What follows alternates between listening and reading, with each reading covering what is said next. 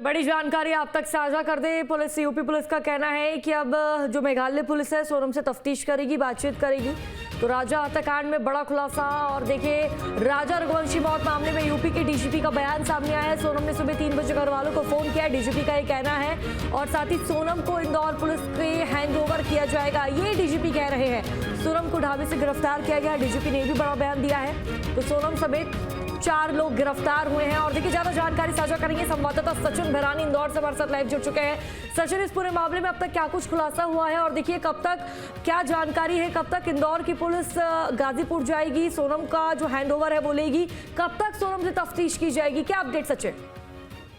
देखिए, पूरा अभी तक मामले का जो खुलासा हुआ उसमें ये है कि सोनम के ऊपर पूरे तरीके से आरोप है। साथ में 3 युवक जो साथ में 4 युवक है उनका भी इन्वॉल्वमेंट मेघालय डीजीपी और वहाँ के सीएम ने बताया।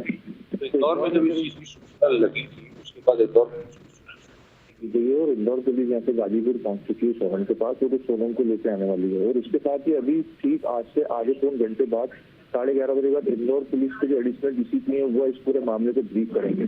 तो अभी तो शुरुआती जांच में तो जो कहानी की सामने आई कि मेघालय से सोनम कैसे गाजीपुर पहुंची, क्योंकि उसके भाई ने ही ये चीज वहाँ पे, क्योंकि सोनम ने ही अपने भाई से पहुंचा के बताया और उसके बाद उसको वीडियो कॉल कर इस चीज का प्रूफ मांगा कि सही है ये सोनम लड़की नहीं। उसके बाद उसने बकायदा वीडियो कॉल करा और उसके बाद उसने गाजीपुर पुलिस को सूचना दी थी, यूपी पुलिस को, और उसके साथ साथ इंदौर पुलिस को सूचना दी। और उसके बाद रोडिंग में ही अपने घर में और राजा के परिवार में सूचना दी गई।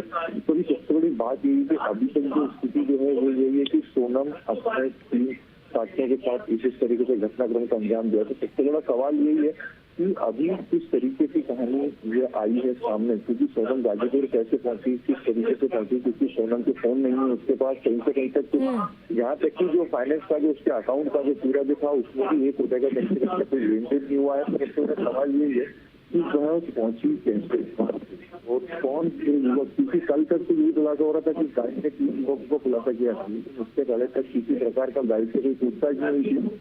और अचानक से गाइड के द्वारा इस तरीके का बयान देना कि 3 युवक राजा और सोनम के साथ थे, और अभी 24 घंटे भी इस बात को नहीं हुए और इस तरीके की पूरी कहानी सामने आती है कि सोनम ने इस पूरे घटनाक्रम का अंजाम दिया है और सुपारी देकर हत्या कराई गई है। तो अभी ये बात स्पष्ट नहीं है, क्योंकि यहाँ पे जब जो सचिन है, जो राजा का भाई सचिन है, वो हो या कोई भी हो, लेकिन अभी तक की बात करें तो वो ये चीज एक्सेप्ट करने को तैयार नहीं। उनका ये कहना है कि हम बेटी बहू बना के लाए थे और जब तक वो अपने मुंह से कुछ नहीं कहेगी, जब तक कुछ नहीं होगा तब तक हम कुछ नहीं कर सकते हैं। तो इसका वही है कि जब तक इस चीज का मामला पूरी तरीके से खुलासा नहीं करता, सोनम सामने नहीं आती, तब तक हर चीज। लेकिन सचिन, इस पूरे मामले में सोनम के या फिर राजा के परिजनों का क्या कुछ कहना है? क्योंकि जो सोनम के पिता है देवी सिंह, उनका कहना है कि मेरी बेटी निर्दोष है, मेरी बेटी द्वारा इस तरह के कृत्य को अंजाम नहीं दिया जा सकता। मेघालय पुलिस भी, ऐसा हो सकता है कि मेघालय पुलिस ने ही राजा को मारा हो, ये सोनम के पिता का कहना है। जी, ये मेरे साथ अभी विपिन जी हैं जो वहाँ पे थे। विपिन जी, अभी तक जो सोनम के ऊपर नाम आ रहा है, तो क्या आपको लगता है पूरी सोनम का नाम जो आ रहा है उसमें हम चाहते हैं, हमारे दिल से चाहते हैं कभी सोनम इसमें इन्वॉल्व नहीं है, कभी तो अच्छा है।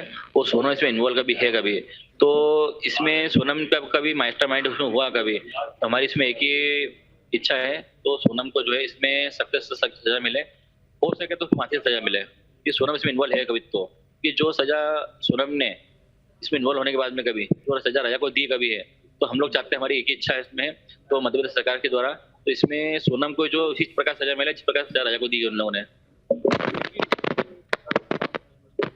कहना है सोनम के कि ये मेघालय की झूठ भेजी सीबीआई जांच की मांग कर रहे हैं, तो ये किस तरीके का अभी तक, जो क्योंकि 17 दिन आप भी वहाँ पे 15 दिन रहे हैं और उसके अलावा 11 तारीख को शादी हुई, उनका कहना था 3 महीने पहले सगाई हुई, तो उसको लेके आपने उसका सुझाव देखा होगा पाकिस्तान लगा नहीं था।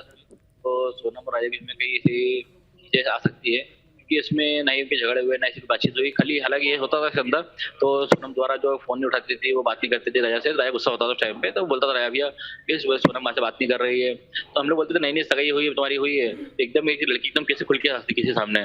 तो इसमें तो संदेह, तो दोनों जो है दोनों खुश थे उस टाइम पे। बाकी कुछ कुछ ऐसी देखो होता क्या है, कोई भी अरेंज में जो होती कभी है तो उसमें कहीं ना कहीं पे जो एकदम लड़की एकदम खुल के सामने आती नहीं है, तो इसमें हम लोग इतना शक कभी से लगा नहीं है। और हालांकि इसमें जैसे कि ये जो पूछ रहे हैं इसमें आप, तो सोनम इसमें बीच में इन्वॉल्व होती कभी है, तो इसमें इन्वॉल्व होने के लिए पहले सोनम से हम बातचीत करना चाहेंगे एक बार। ये गाजीपुर कैसे आप लोगों की सूचना कैसे आई थी इसकी? गोविंद द्वारा जो है करीब अपने उससे रह के बीच में मुझे फोन आया था। क्या बोले ना, सोनम मिलती है, वो सोनम यूपी में है।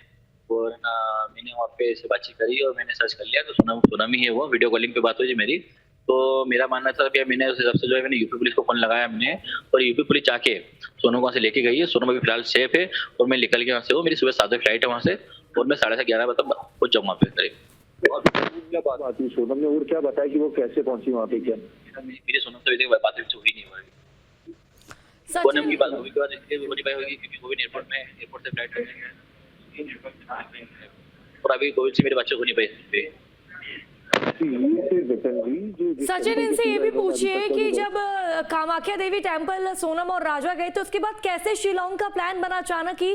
क्या इन लोगों को, जो परिजन है, इन लोगों को इस बारे में जानकारी दी गई कि हम शिलोंग जा रहे हैं? और 3 फोन राजा और सोनम के पास था, अचानक ही फोन बंद हो जाते हैं। इस मामले में क्या जानकारी इनके पास अब तक?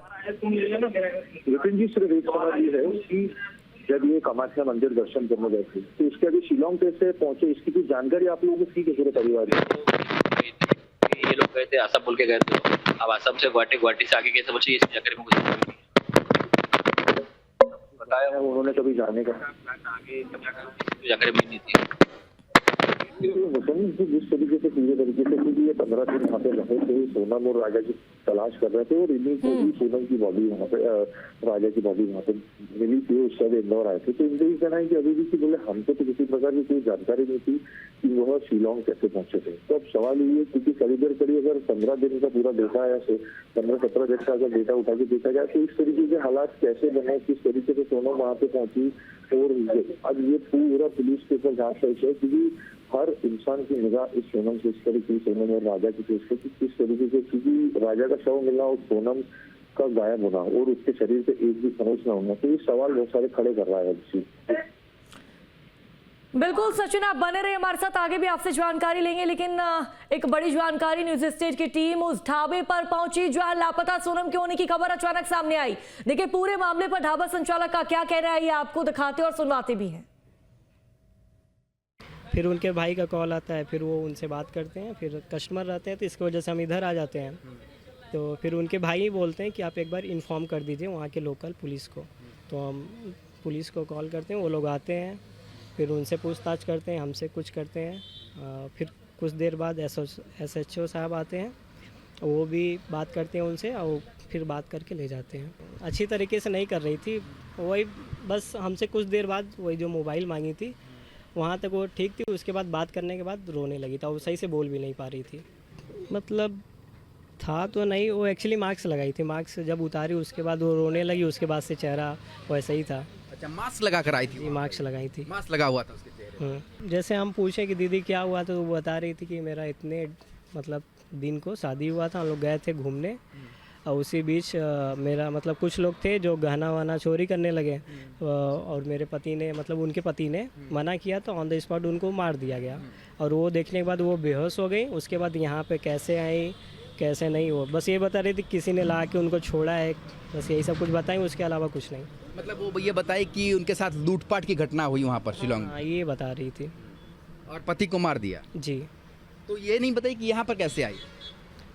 अब यहाँ पे पैदल आई थी, किसी ने छोड़ा था, ऐसा ही कुछ बता रही थी, किसी ने हमको यहाँ पे पीछे ले जाके छोड़ा था। देखिए 17 दिन इस वाक्य को हुए हैं तो वो लग रही थी कि खाना वाना खाई है, सब लग रही वही तो कपड़ा देख के लग ही नहीं रहा था कि मतलब अगर 20-22 दिन से कोई लेडीज़ या कोई भी रहेगा तो हुलिया तो बिगड़ जाएगा ही ना। उनका बाल का कंडीशन, कपड़ा देख के कुछ ऐसा नहीं लग रहा था। मैंने ऐसा आपको नहीं लगा कि 17 दिन से कोई आदमी खाया पिया ना हो, बहुत बदहवास स्थिति में, ऐसा कुछ नहीं? ऐसा कुछ नहीं था। और मास्क भी लगाई हुई थी? हाँ, मास्क लगाई थी। बाद में मतलब कॉल पे बात करने से पहले मास्क लगाई थी, उसके बाद उन्होंने उतार दिया था मास्क।